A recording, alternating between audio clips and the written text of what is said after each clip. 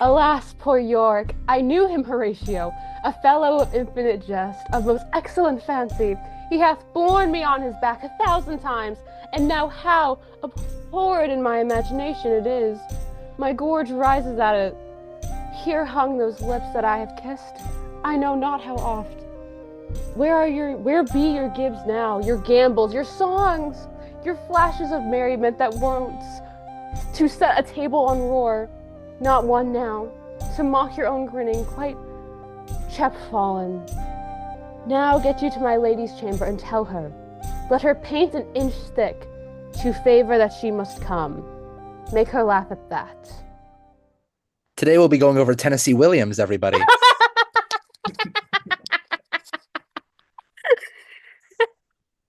Okay. Welcome to some like the hot takes. I think that takes the dumbest bit since the Nolan debate. I'd argue we've done dumber in between the 1 and 2 episodes we've done.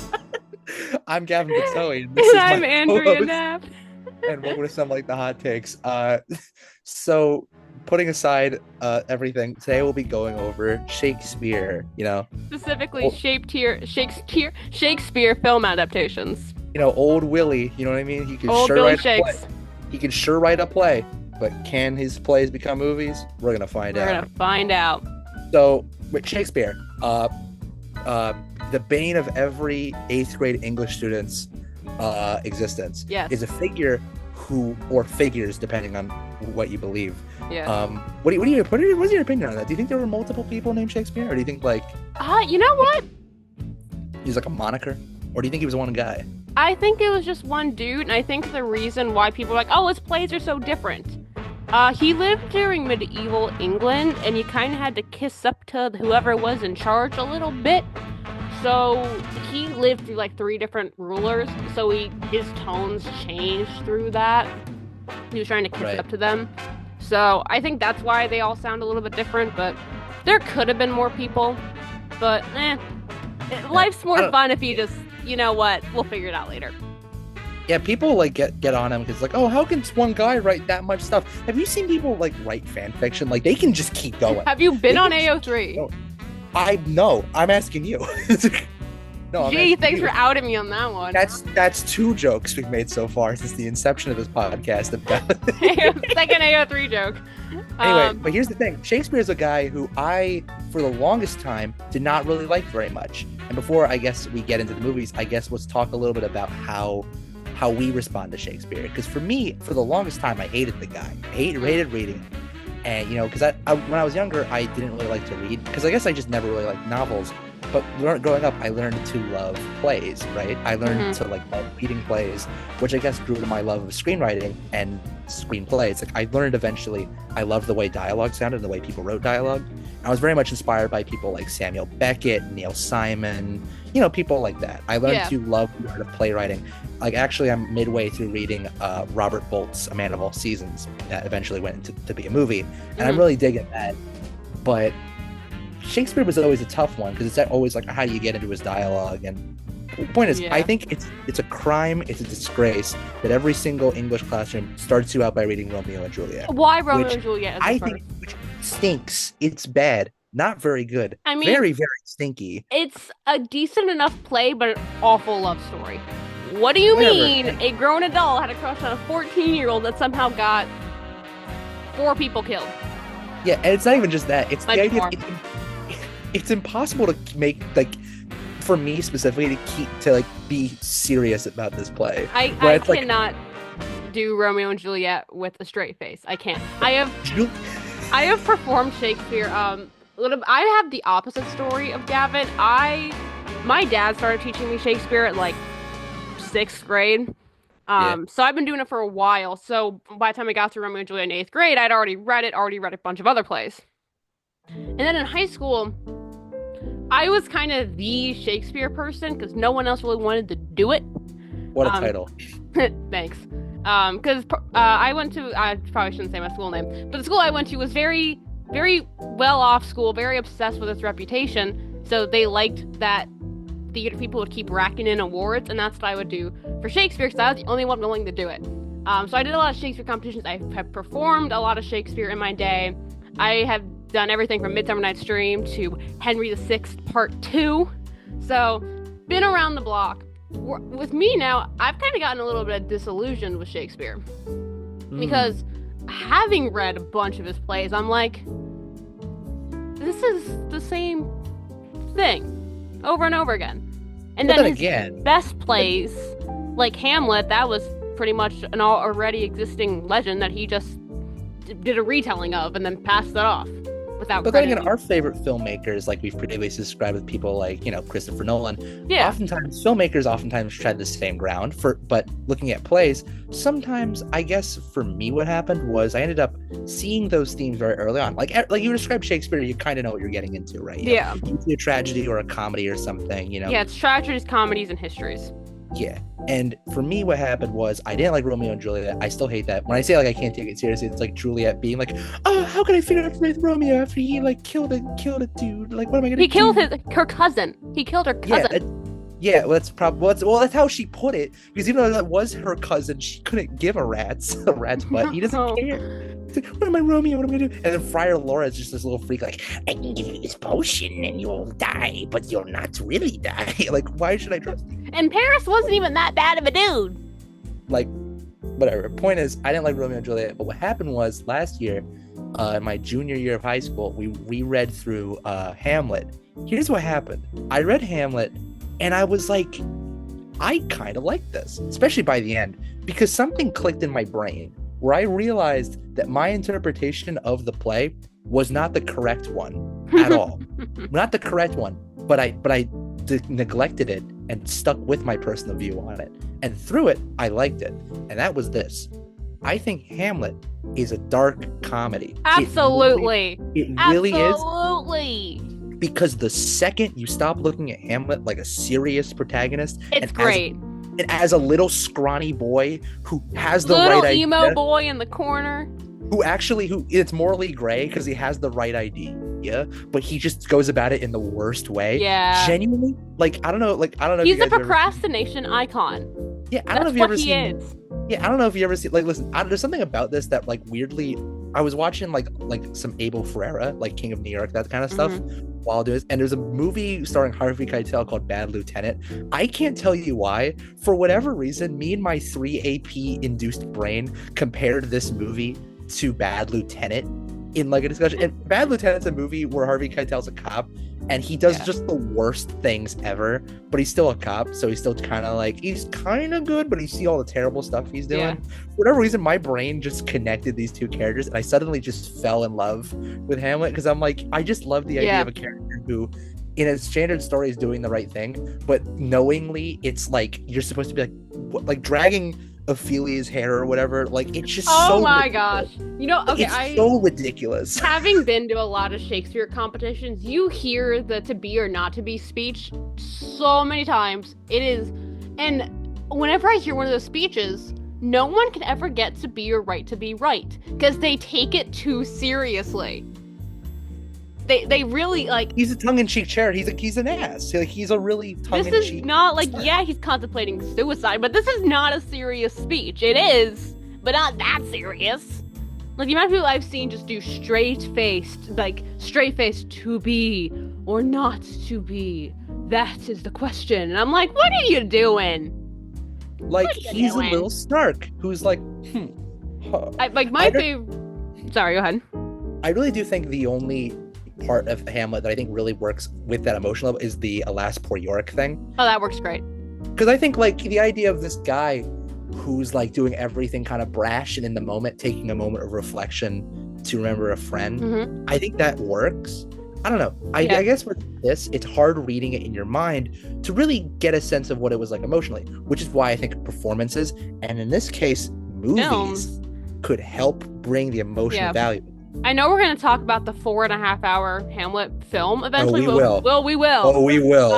But before we get to that, I would like to shout out my AP Lit teacher, Mrs. Heidecker. Hi. I don't know if you'll ever hear this, but I love you. You were great. She came up. Oh, I'm so sending this to her now. She came up with the amazing theory that Hamlet in itself is what's called a chiasmus. And for those of you who didn't take AP Literature, a chiasmus is essentially a point in a sentence or a greater novel that mirrors the beginning. So somehow no one else has ever thought of this, and no one has stolen it, and I am claiming it as hers publicly in this podcast. She said that Hamlet is a chiasmist. Act 1 and 2 is the first part of that mirror. Act 3 and 4 is the reverse. And Act 3 itself, at the to be or not to be speech, is the mirror point, if that makes sense. And I think that also, if you look at Hamlet like a dark comedy, and take the entire thing as a reflection onto itself, with to be or not to be being that exact middle point of the mirror, I think it makes a lot more sense. Right, because it is ironic. The whole thing is ironic. The whole thing is darkly ironic. And a lot of people I really don't look at it. The entire thing is a mirror onto itself. It's just ginormous origami of procrastination, all folded in on this procrastinating, whiny emo prince.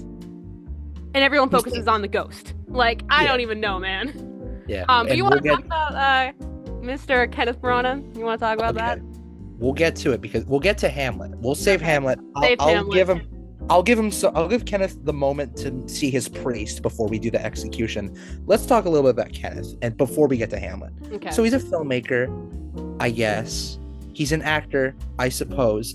You're a bigger fan of him than I am. And to be fair, I haven't seen as many films by him that are considered that good. But here's what I will say. He's English, right? He's British, English, right? Yeah, he's British. English. So he's an English filmmaker who got to start doing Shakespeare, I think, in festivals, acting and that sort of thing, and then made Shakespeare adaptations in the late 80s and kind of continued on that track, making some various movies over the years. He did. That was kind of his bits. For Shakespeare, he did a Hamlet, Much Ado About Nothing, maybe Taming of the Shrew. I might be wrong on Taming of the Shrew. I know he did Titus, which I heard is pretty good. He did Titus Andromachus, which I did play, what's her name? The main villain in Titus Andromachus. That was the most fun I ever had doing Shakespeare, because I got to play her as a complete joke. She is the cartoon villain, and I got to do that, and it was so much fun. And again, I think people take Shakespeare too seriously, but I digress. Yeah, I did Titus, did Hamlet, Much Ado About Nothing, which is my personal favorite, Henry V. There's more. There's definitely more. Did he do one of his As You Like It? Did he do As You Like It? He might have done As You Like It. I know he did a comedy in the 2000s. And then I know he also directed the first MCU Thor movie. Yeah. And he did Artemis. Well, let me tell you the other thing. He's Belfast, which he won an Oscar for. He did Artemis Fowl. Okay, and leaving that one there. This is a Shakespeare episode. Shakespeare episode. Shakespeare, no. Okay, so go on for a minute about Much Ado About Nothing. That's your personal favorite. Yeah. So I'll talk about Much Ado About Nothing in a minute. I think a good way to start, specifically talking about Shakespeare adaptations, is probably with his, which a lot of people consider one of his better ones, Henry V. Henry V is one of Shakespeare's histories about, Henry V. One of the arguably decent kings of Britain back then, pretty decent guy. I mean, his son went and ruined it, but pretty good guy. Let's put a solid B tier on the list. Yeah, he's no Queen Elizabeth, but he tried. Yeah, this will be on the test, by the way, so everyone take your notes. And the opening monologue, which I also performed, of Henry V, is basically, hey y'all, this is a stage made of wood, so we can't have real siege towers, we can't have fire, and we can't have a bunch of horses. Sorry. So can y'all do us a solid and just pretend? Thanks a bunch. And that's the beginning of that play. Right. And as soon as you put that in a movie, Kenneth Branagh was like, bet. And you do have the siege towers and all the big armies and the roaring plains with all the battles and all of that. And it's interesting because you're telling the audience hey, can you imagine all this? And then nope, never mind. Can I ask a question though? Yeah, go ahead. This is the problem I have with direct Shakespeare adaptations. I'm gonna be real. Sometimes, what if he did that, but he changed the dialogue in the opening narration to not reference the stage? You cannot touch Shakespeare's dialogue. You can cut things for the runtime, but you cannot change. That is the cardinal rule of Shakespeare. Why is there a rule? Why must there be a rule? You don't touch Shakespeare. With a witch Any wit. any thespian watching this podcast, they will roast I you. have my card. I'm part of the International I Thespian am Society. too. You know what? How are you not taught this? You know what? I'm a socialist. Damn it. But anyways, and that one, like Henry V, it's still good. He still like delivers the St. Crispin's Day speech very well. With Much Ado About Nothing, that one's my favorite. It's fun. It's silly. It's goofy. You got your enemies to lovers. You got your love at first sight. You got your witty banter. You got everyone trying to set everybody else up. You got Keanu Reeves playing this smug villain, getting his massages. It's a fun movie, and I love all the actors. They're all great. And it's one of my favorite Shakespeare plays to begin with. And it's fun. And I think the reason why it's one of Kenneth Branagh's better ones is it doesn't try too hard. It's Shakespeare. It's all you slap William Shakespeare in front of anything, you're pretty much set right there. You don't even have to write yourself a script. It's already there. So what I like, it's simple. They're in their palace, they're doing their thing, they're having fun. It's a good time, it's a fun movie. Where with Henry V and Hamlet, it's like they're trying too hard, you know? Right. And here's my thing. I guess I wanted to really harp on this because I really have just been thinking about that. Really, listen, I'm speaking as someone who's written a play, right? Like I've written a one-act play. I went to a thespian thing. I kind of am of the opinion that, you know, listen, if I want, like, okay, I guess I'm concerned of why that is a cardinal rule. Like, why can't I, like, if I wanted to, rewrite part of it? You know what? That's a good question. I just remember that being told to me when I was first getting into Shakespeare, that you don't touch Shakespeare. I think that's a little loony. I mean, look, if I wanted to do a production of Hamlet and have it be like, if I advertise it as it's the Hamlet you all know and love, and then do different dialogue, yeah, I understand. Well, here's the thing. There's a bit of a gray area with retellings, because if it's a retelling or a compilation, like there's an amazing play called The Complete Works of William Shakespeare Abridged. It is all Shakespeare abridged in a comedy play. And they use, like, direct lines, but they changed the rest of the dialogue to do the play in, like, 5 minutes. So that's fine. Or, like, 10 Things I Hate About You, which will be discussed later on. That's fine. It's a retelling. But if you're doing more... Like, if you are doing a direct Shakespeare, where the other ones are kind of indirect. If you're doing direct Shakespeare, you can't change it. Does that here's the thing. I guess, but here's my thing about that is like, okay, so for the chronological Shakespeare thing, we'd argue that while some of the lines are the same, the context is different. We'd agree upon that? It's indirect Shakespeare. Right, it's indirect Shakespeare. But here's the thing, it's not just indirect, it's also changing the context for which it is, right? I would argue for Henry V, right? They keep the same monologue and reference it being a stage, right? Yeah. I'm correct about that? Okay. Yeah. Here's the thing. I would argue, personally speaking, it's not less disrespectful, but more of changing the context for the audience, for the monologue itself to reference it being a film. That's my thing. Yeah. Because I understand there being a difference. It's technically but here's my thing about it being a law is like, I don't like the fact that that's kind of a frowned upon thing, because it's like, okay, let's say the context was different, you know, like if I was adapting. Well, then just cut the whole monologue. You don't even have to imagine. It's there. You can cut things for time. You just can't change them.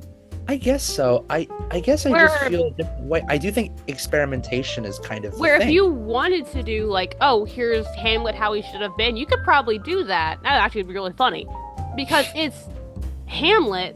Because Hamlet already was a previously existing character in folklore before William Shakespeare said, hey, here's my version.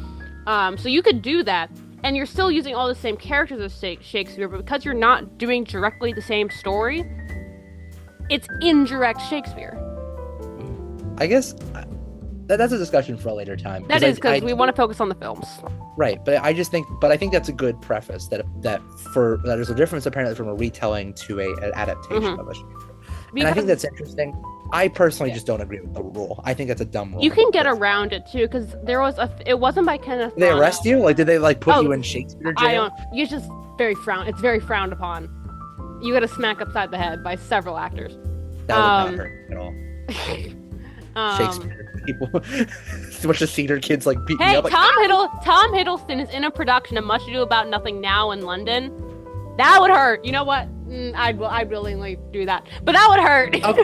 Okay, all right. Well, sorry, I'm sorry. But hey, there was I have an idea. Let's just do Othello, but like just change the line to say "yo" after every line. You can get your dream then. There you go. Anyway. But basically, they did a production. It was a film of Midsummer Night's Dream. Wasn't Kenneth Branagh, but for the guy who gets turned into a donkey, they added his backstory, which wasn't in the original play. They added a backstory, but there was no dialogue. It was just shots. So you can add things that way. You just can't touch the dialogue. Okay. All right. I guess we'll leave that there. Yeah. For you in the comments to say, what do you guys think about that rule? Leave your comments down I'm there. gonna get my old English teachers on this pronto. Yeah, that's a good point. All right. So you discussed your favorite direct Shakespeare adaptation. Mm-hmm. My favorite jam is a little movie I've seen. One of my favorites most definitely is Orson Welles' adaptation of Othello. Now, when I put that to you, Orson Welles writing, directing, and starring in an adaptation of Othello, you have a couple questions, right? Yeah. And you know what? All are questions that I think are perfectly justified. Because Othello is not one of Shakespeare's more mainstream, so it's also one of his least whitest characters. Yeah, that's what I was about to say. In the sense that he's not a white dude. A Moor is historically that's it was like an ethnic group of the time who were African. And they just called them Moors. So that's constantly referenced in the play and film. And correct me if I'm wrong, Gavin, was he in blackface for that? He was. Okay. And yeah, that's a good knock, honestly. Here's the thing. What's funny about his portrayal of this character in this way is, ironically, it's not the worst it could have been. Far from it. I've seen parts of a production done by Laurence Olivier, which was nominated for Best Actor. He wasn't. And here's the thing about Laurence Olivier's portrayal of this character. Also equally as bad, he's also in blackface. But here's the thing. When Laurence did it, he did this thing that he only did on, like, to my knowledge, he only did, like, that really was prevalent during the film. He did this thing where he rolled his eyes up during lines.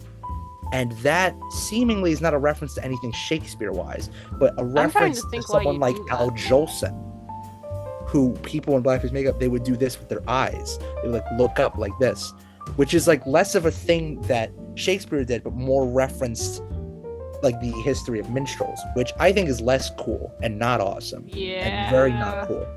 Honestly, this portrayal of Othello, listen, Orson Welles is going to be charismatic, obviously, right? It's Orson Welles. He can say Citizen Kane and rest his case. Case. Right. Here's the thing. I think it's very easy to criticize it, and I think you should. But here's the thing. I do believe that looking at the performance, it's more can be chalked up to people in this time. If they wanted to play Othello, they can play Othello. And I think rightfully now we're of a time where you could, but treating it in its context of a time where you could, which, by the way, I don't think Orson Welles is racist. In the 30s, he actually put on a theater production of Macbeth with an all-black cast. Really interesting guy, Orson Welles. Definitely not someone who has that belief, but he said, yeah, I can do it, and he did it, right? You know, whatever. He said, I'm the director, I only do it, because he's an egotist, right? Yeah, but he's an egotistical douche who you're like, oh my god, I hate this guy so much. You watch one of his movies, it's like the best movie you've ever seen. The shots in this movie, it's gorgeous. Cinematography and the score, so good. Everything. It's a magnificent. And I mean, also the actress who played Desdemona, Desdemona's one of my favorite characters in Shakespeare. She's so sassy. I love that girl, Desdemona. Oh, she's great.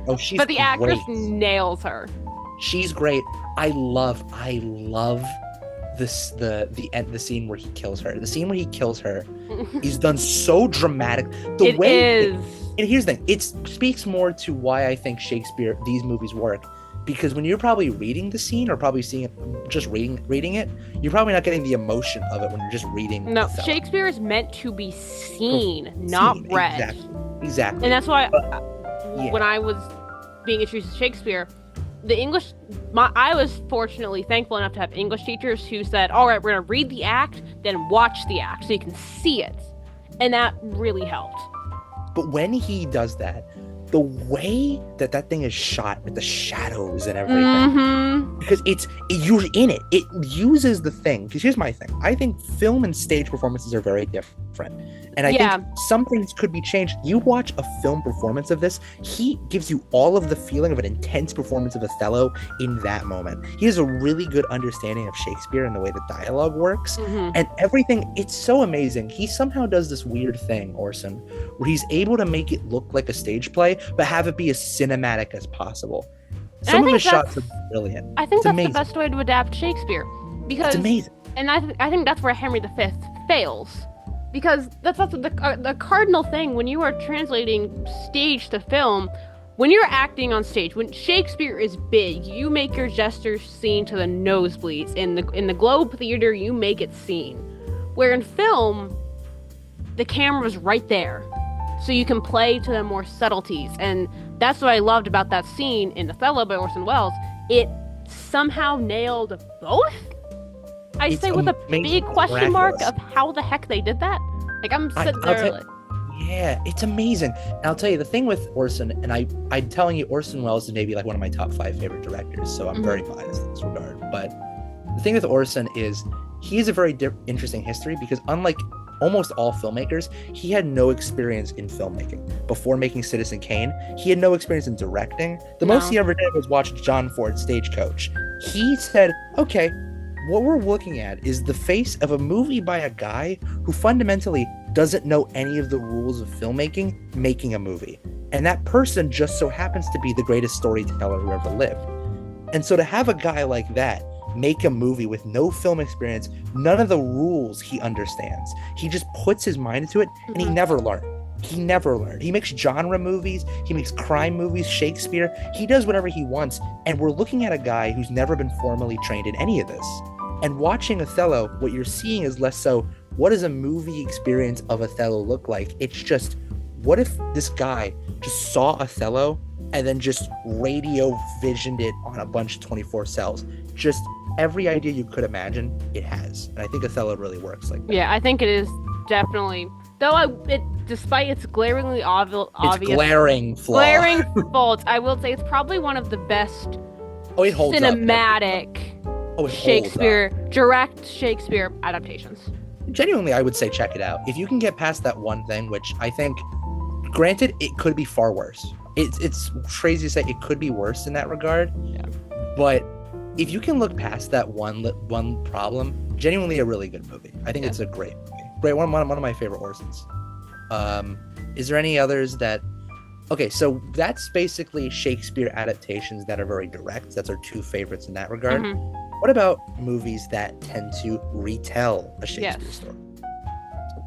What do you mean two, man? I mentioned this earlier with indirect Shakespeare, but my favorite, Clueless one. Yeah, Clueless is one of them. Clueless is Jane Austen. Oh, right. Well, that's a retelling of the time. But my favorite is 10 Things I Hate About You. Right. Reason 1, Heath Ledger. But, I mean, it was kind of a thing in the 90s to take a bunch of classic literature and put it in a high school movie. Emma. Well, Emma wasn't, but Clueless. Clueless. Yeah, Clueless is Emma. Yeah. Wow, Emma. I didn't watch Emma, but I definitely recognize Emma as one. I know Emma was. I should know this. That's a different episode. You should know this. I should know this.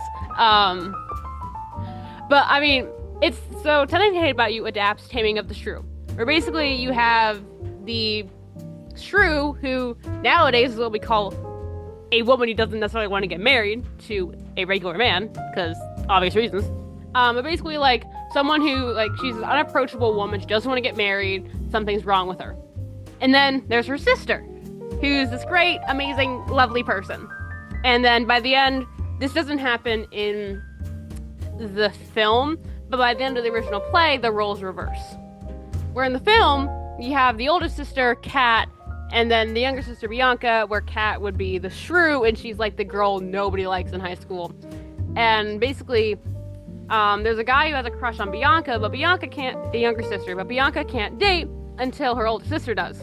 So he sets up this whole big scheme that has Heath Ledger's character, Patrick, paid to take out Kat, but they fall in love.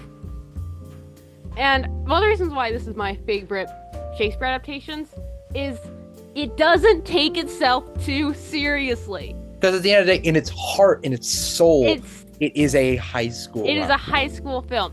And that is when something really captures the essence of Shakespeare, I feel like it doesn't take itself too seriously. It allows the funny moments just to happen naturally, but at the same time, there's still real heart there. Right, it's still allowed to keep with the tropes. Yeah, but you can keep it's with still the actually tropes. its own thing. It's its own thing. It's its own thing, and its characters are, even though the characters are stereotypes, they're still developed characters. And when it is revealed, when inevitably it is revealed that when Kat finds out Heath Ledger's character was paid to take her out, and it's this whole thing, but like, it's still, you really feel for what's going on. Then when she gives the poem, and like she's like, and she lists all the things she hates about them, and like when she just starts crying, it's a really sad and touching moment. And I kind of connect with this because Kat's character introduction makes me laugh every single time, because like the first shot of this movie is like a bunch of these high school girls driving in their car. They got pop music. It's this convertible, and then Kat drives up while Bad Reputation is just blasting, and she just looks over and glares at them, and it speeds off in the light. That is so funny because I have done that. I have had my windows down, playing hard rock. There was one time I was blasting Metallica. It was a nice day. I had the windows down, but I always turn down the music a little bit when I get up to a stoplight so it doesn't disturb the rest of the cars around me. But these two old ladies pull up next to me. She cranks down her window and she's like, your music is the devil. How dare you listen to music like this in public? And I'm just like, lady. And then I turn up the music and go. That's how I feel walking down the street listening to like Benny Goodman and then like Marvin Gaye. But it's obviously like, that's devil music. It's not like that. It's like, did the asylum not get to that guy? What is he doing? And it's just, it's simple, it's fun, it's goofy, and I'm a hopeless romantic, so it's like me and my best friend, Sarah, whatever, we're like, that's our go-to movie, because it's fun, it's goofy, and that's Shakespeare. Yeah, you might be a little bit of like depressed when everyone dies in Hamlet, but you don't take it too seriously. But it really is a mood, like a mood that's able to go weave in and out of those tones. I really think this film, and just kind of that mini subgenre of those 90s retellings in general, really do capture that kind of that sentimental feeling of, and the appreciation of the classics, but also we're gonna have fun. We're here for a good time. Right. And I really think I often wonder to myself, especially with like Henry V, Henry V, a lot of Henrys. If Shakespeare would be sitting in a movie, if we got Shakespeare, if this was a what's the movie? Crap. If this was a Bill and Ted's Excellent Adventure, and we brought... I did not think that's where that was going. I literally was like in my brain, like, where is she going with this? Literally, Bill and Ted was like 7 options away from that. But if we had a Bill and Ted, we brought Billy Shakes back, and then we sat him in a movie theater, and Henry V played, and then 10 Things I Hate About You played. I feel like part of me is he would be obviously astonished at modern technology. He's like, wow, the stage is flat and it's expansive and it changes. But then he'd also be like, what's going on? This is too serious. What happened to my goofy little pantaloons? What happened here? And then he would say something odd about like women, and then people would be like, Billy, dude, what? Billy, can you not say that about me? Don't call me a shrew. God, Billy. And then I would agree. Billy probably. I would not want to have a conversation with Billy Shakes. Oh, absolutely not. I would not want to talk to Billy Shakes. But then I feel like he'd sit through Henry V and be like, okay, I mean, it's my work. Obviously, it's gorgeous. But this like, Kenneth guy's pretty cool. He'd chill. He'd be chill. But he'd just kind of be like, eh. And then he gets to 10 Things I Hate About You, and he'd be like, this is it! It may not be my writing. It kind of is. But he would just be like, yes, this is fun. This is goofy. It's theatrical. Right. And yet, I think he would even have a greater reaction. My personal favorite Shakespeare adaptation in any regard, which is Akira Kurosawa's Ran. 1985, it adapts King Lear, but it's in the feudal Japan period. Mm-hmm. And it takes the idea of King Lear, but makes it into a giant samurai war epic where each of the sides, each of the freaking sides of each of the kingdoms are represented by different primary colors. Oh, wait, yeah, that one. It's so cool. It's so good. It's so good. Dude, this movie looks incredible. This movie, like, every frame, it was a painting. Apparently, when Kurosawa was doing this in a movie called Kagemusha, which is a movie I really want to see. Mm-hmm. Apparently, what Akira used to do, he used to storyboard these movies by painting them. He's baller. Crazy. He's nuts. That is so baller. He literally is, like, in terms of framing, it just is amazing. The princess character, like, badass. Like, so every character in this is just full of such a personality. Mm-hmm. That, like, but they carry the story in a way that's just like, you never know what they're gonna do next. Even if you know the story, like, I didn't know about never read King Lear before seeing this movie. Mm-hmm. Like, each of these characters have such distinctive facial expressions, such distinctive movements, such specific dialogue choices. Every part of this movie is just done so meticulously. Is that the one where the dude has the arm tick where he like pushes up his shoulder? I don't think it was that one. I'm not. I know Kurosawa has a thing where he gives each of his main characters some sort of tick or some kind of like physical thing they do. Is that Yojimbo? I think that might be Yojimbo. Yeah, I was thinking. I might be wrong about that. Yeah. I love Yojimbo, but that's another day. But point is, I just think this movie specifically, like, it does that thing because a lot of Kurosawa's greatest shots are done in stills. Mm-hmm. And what you really see is the scope here. It really is that scope. And it's the idea of the sort of painterly thing. And I think that... Sorry, go ahead. Because it's less serious. Like, it's not like taking it seriously. But what it is more than anything else, it's beautiful. Mm-hmm. It really gets across the idea of war just being this kind of just like this thing, this battle, this just idea shot in these beautiful landscapes. It's gorgeous. And one of my favorite stories of all time is someone went up to Akira Kurosawa and went, hey, so why did you shoot this one shot in Ran like this? Like, how did you get that shot with the mountain? Like, why'd you do it? And Akira went, you see, if I moved it a little bit to this end, you'd be seeing a tower. You'd be seeing a city. If I put it the other way, you'd be seeing the other side of the city. He's so exact that he's able to find the exact movement of anything. And I love it. I think that's what Shakespeare then would really, like I was saying earlier, that's what Shakespeare would really appreciate about his work in this new medium. Because film can up the scope in a way a stage production can't. But by having a still shot, it still gives it that theatrical groundedness. Right, the idea that you are seeing everything that you're meant to be seeing. Exactly. And like I know sometimes when I'm watching a play, I'm like, I don't know where to look. There's a bunch of actors on stage. And I kind of like when film can replicate that without being like overly crazy. Right, but the opposite is also equally true. But I feel like in a film that's overly kind of crazy, I do love when people play around with time periods in Shakespeare. I saw a really cool version of Macbeth, but everyone was like a pirate. It was kind of cool. Like, that's baller. I'd want to see that. Macbeth, it is like the Scottish strategy. You can't really pick that one up and move it around. But that's what's really fun about Shakespeare is you can play with location. You can play with time period. That Midsummer Night's Dream was set in the 1920s. I was talking about that one earlier. But I think the mother of all, let's play around with time and date Shakespeare, Romeo plus Juliet. Which is directed by Some Like It Hot Take's favorite, Baz Luhrmann. Yay! Okay. All right. This movie. I will talk briefly. I will talk briefly on it because we probably will at some point have a dedicated Baz Luhrmann. We have very mixed feelings. Very high and low. Like, there's no middle ground. There's no middle ground. But I feel like Okay. I love when movies play around with Shakespeare in history. But I have so many questions.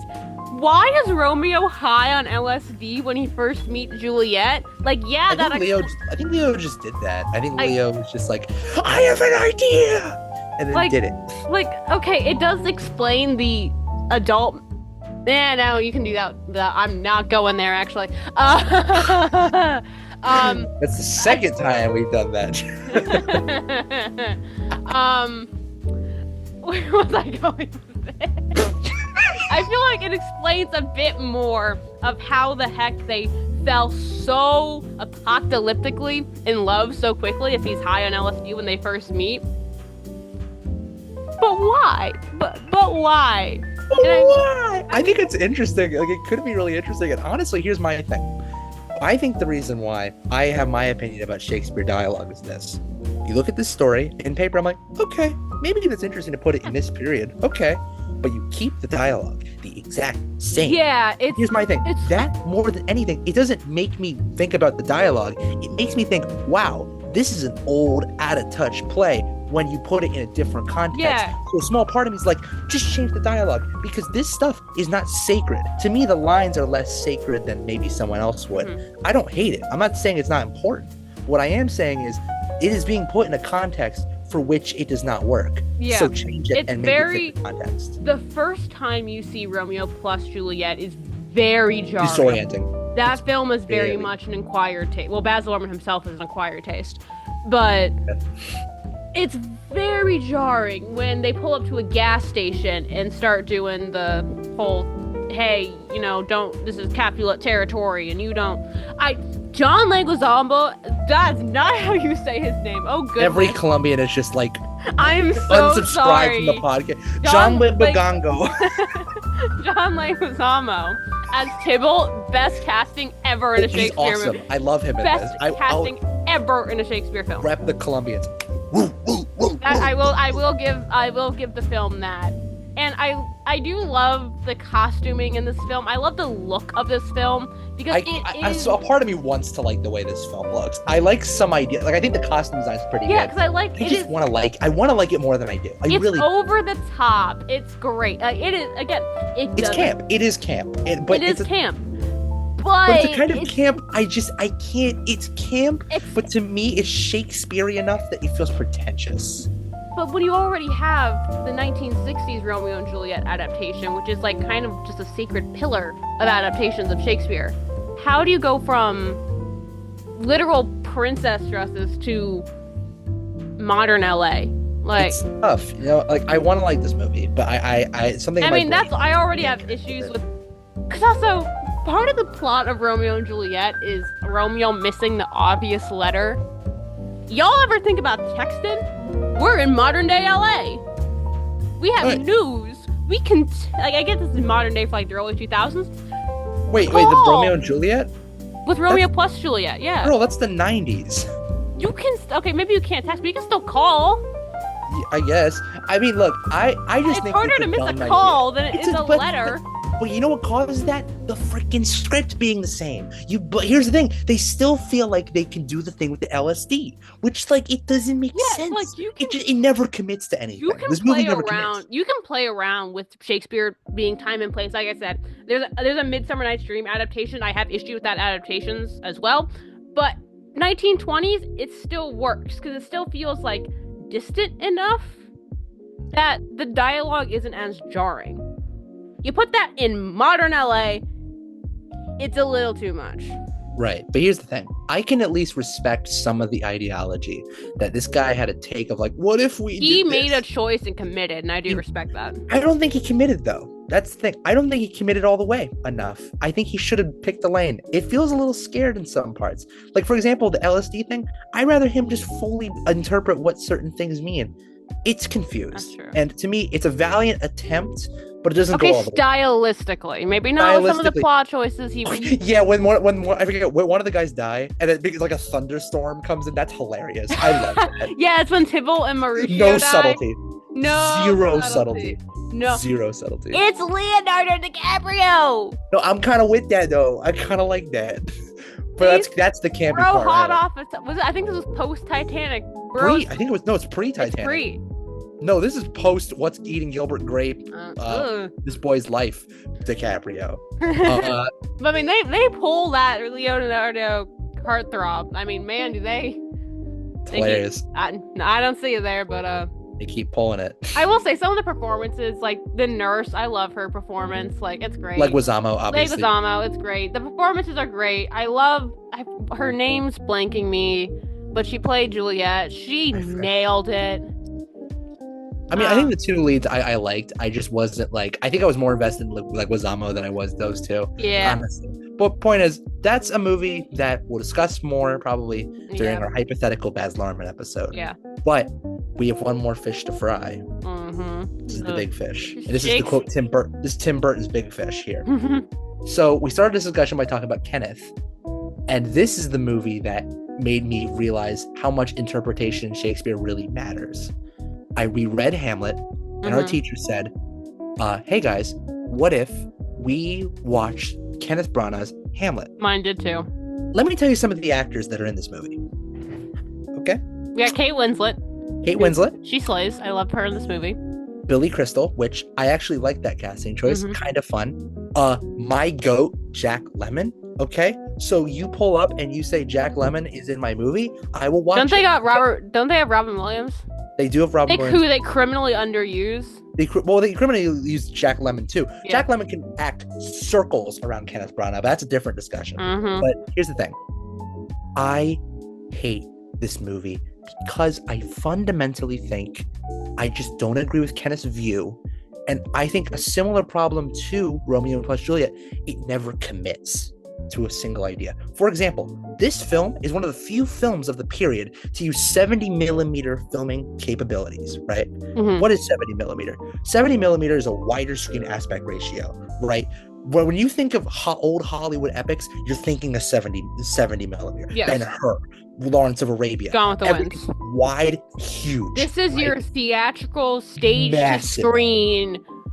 This is your playground. And like he had already done a bunch of Shakespeare adaptations, so this is your playground, right. Kenneth. This is it. And what do you choose to do? He chooses expensive. In the 90s, no one was doing this. Nobody. Because it was so expensive. He puts all this effort and he shoots an entire freaking movie in interiors with weird, like Disney Channel slow-mo, like half the time. And I'm like, why? Why? It's just dumb decision. It just doesn't work. Filmmaking wise, I think this is a poorly directed movie. I think his interpretation of Hamlet as a play, I think is bland, uninspired. Just every simple idea, like the uncle is just gonna be like, I'm dastardly, a bit evil, and then Hamlet's like, I don't like him. Also, issue with Kenneth Branagh saying, well, I want to play Hamlet. Hamlet's like maybe 19, and that's being generous. He's probably younger. So a lot of Hamlet's choices make sense as a 19-year-old. He looks like he has 5 trips to the DMV. It looks like he knows what a DMV is. Like I can't. Not a 40-year-old. This is not how 40-year-olds act or should act. He's not cool. I don't like him in this. I don't. And like I said, you can't change Shakespeare. You can cut Shakespeare. 4.5 hours. This movie looks like garbage. This movie looks like garbage. I as a Cardinal Lord of the Rings fan, I have sat through all 3 extended cuts back to back to back, and I can sit through all of those. I have to tap out of Hamlet because I can't do it. Bad. It's so boring. Bad. And I'll tell you another thing. When it comes down to it, just every decision here just is not the right one. For example, 2 scenes. I mentioned before about Hamlet dragging Ophelia by the hair, right? Could be a funny I have so many issues with that scene. I hate that scene. The way he shoots that scene is so unintentionally funny. But it's not funny in the way that it feels intentional. It feels like he's trying to be like, watch Hamlet give Ophelia, watch him show her what's what. That's the get thee to a nunnery speech, right? Get thee to a nunnery. When he's like showing her to the mirrors and everything, right? But they're also, but the king is right next to the mirror. They're like watching through the mirror, and he's like, "Oh." Like, he's like, "Should you help your daughter?" Nah. Like, oh. It's so funny, but it's not intentional. It's just every wrong move. And the big one is when the nurse is describing Ophelia's death, and it cuts to that random shot of her in the pool. It's every edit. It doesn't work. It does not. And the thing is, one of my favorite little subtexts of Hamlet is the fact that Gertrude pretty much allows Ophelia to be murdered. Like, this is never something really flat out said. Oh, that's interesting. I never really thought about that. So think about it. It's not Ophelia jumps out a window and drowns. Right. Who was the one to tell Hamlet, "Yo, your girlfriend died"? Gertrude. Yeah. And she says she saw it. But didn't do. She was in the same room. I believe she was in the same room. And she was like, "No, wait. Stop. Oh, crap. Hey, Hamlet!" Hey, man. Your girlfriend freaking died, dude. That's something, and like, Gertrude never really liked Ophelia in the first place. No one everyone hates Ophelia. And which is a sad thing, and I think that makes Ophelia an interesting character. And it does, because you have Gertrude's subtext, because, Hamlet hates his mother. But, you can kind of see the choices she makes, but for me, what she did to Ophelia is unredeemable. So you have the subtext with Gertrude, you have Ophelia's everything, and the most you choose to flesh out Ophelia is... Because it doesn't care about Ophelia. And that's what I hate. Ophelia is one of the women in literature. She is a poster child for that generation of women in literature, of subtext, of nuanced women. And this is how you treat her? It's just anyways. Here's the thing. The whole film, including how it treats Ophelia and all the other characters, is just to give to Hamlet, this performance of Hamlet. I hate the shot where he's in the snow area and he's giving a monologue as the camera's just zooming out to show the whole tundra or whatever. It's a dumb shot. Usually directors do the reverse of that. As the monologue gets more intense, you zoom into the actor. And that's the problem. This is not something Shakespeare would have wanted, because you're supposed to feel the character. You're not supposed to be getting this wide shot. It's not here's the thing. It's not as the Prince of Denmark, it's zooming out to show Denmark, the thing he's trying to protect. That was established in Act 1. No, it's showing this random freaking snow place he's in, he's traveling in. Why is this important? Tell me why all of this snow is important. Why should I focus on this? I don't know. Snow's a metaphor for death, even though this play already opens with a ghost and you have the establishment of the castle when you're talking to the ghost. All of this is already established. Here's what makes me mad. We don't like this movie, right? No. This movie was nominated for I love Hamlet. I do. Right. I love Shakespeare, but this movie stinks. I don't like it. Here's the thing. This movie was nominated for a bunch of Oscars. Very easy, obvious Oscar bait. Yeah. The one that makes me mad, the one that I think, if you ask me what my least favorite nomination in the history of the Oscars is, this might get my vote. It was nominated for Adapted Screenplay. How? And here's the thing. It's just Hamlet. Apparently, they moved one monologue to another spot. Apparently, that's it. Wow. Because here's what gets me. What gets me about this whole thing is, okay, let me ask you this. What would you respect more? An adaptation of Hamlet that chooses, or an adaptation of Henry V getting it, that chooses to rewrite some of the dialogue, or this, that's just Hamlet getting it again for a different person? Henry V. I personally respect the decision being made to change something, to actually adapt something for a new medium. At least to get an adapted screenplay nomination. Right, because you're doing something. That's like Adrian Brody. That is like Adrian Brody winning Best Actor for having used AI to fix his accent. It's fine enough on its own, but you shouldn't win an award for it. That's like using steroids. And look, everything here, all of that, especially the Adrian Brody stuff, is a slippery slope and how to talk about that. Yeah. Because AI, listen, I'll say this: the AI buzzword thing with Adrian Brody, there's a lot of weird. I don't think there's anything wrong. It's gray. I don't think there's anything wrong with using AI to enhance his accent. But you shouldn't win Best Actor if you can't do the accent. It's really gray, that situation. But I do want to... I think, by the way, every single time Adrian Brody's ever been to the Oscars, it's always a problem. And I think it's my favorite. Yeah. That's my favorite thing. Cillian Murphy sitting there during his speech, are we done yet? Being Yeah. Um, Yeah. Adrian, keep going, yeah. Adrian. Yeah. But Yeah. before we wrap up the podcast, I would like to end this on a more positive note because here at the Hot Takes, we do complain about movies here and there, but we like to pride We want to be ourselves. positive, We like to right? pride ourselves on being on a more positive movie podcast. So, I guess So viewer, we think your face is pretty. we think Go you're on. gorgeous, guys. But I just want to end because I feel like we joked about before how Romeo and Juliet's like massacred by eighth grade English teachers. And I feel like Shakespeare is very dependent on the teacher in which you get to teach it. Yeah. Because a teacher can make or break Shakespeare. But I feel like just this is why we talked about this before. Part of the reason, like we both started in theater and now we're both moving on to film. And I think Shakespeare is a really interesting argument, kind of like when you see Greek theater adapted, because it's fundamentally like it's theater and it's storytelling. It's the roots of storytelling, but then film has kind of now said, "Hold my beer," and like what is possible. But sometimes I feel like taking things to what is possible doesn't always need to happen, because with Shakespeare, as we've talked about, it is an incredibly delicate line. And that feeds very nicely into our next episode of the podcast, where we will be discussing Robert Zemeckis. Funeral, if you will. Yes. For Robert the Zemeckis. not so late, not so great Robert Zemeckis. Right, because he's not dead, but boy, do his movies feel like it. And we'll Yeah. be going over all of that Yeah. very shortly. And I'm Gavin Batoey, I'm Andrea Knapp. and we'll be seeing you very soon.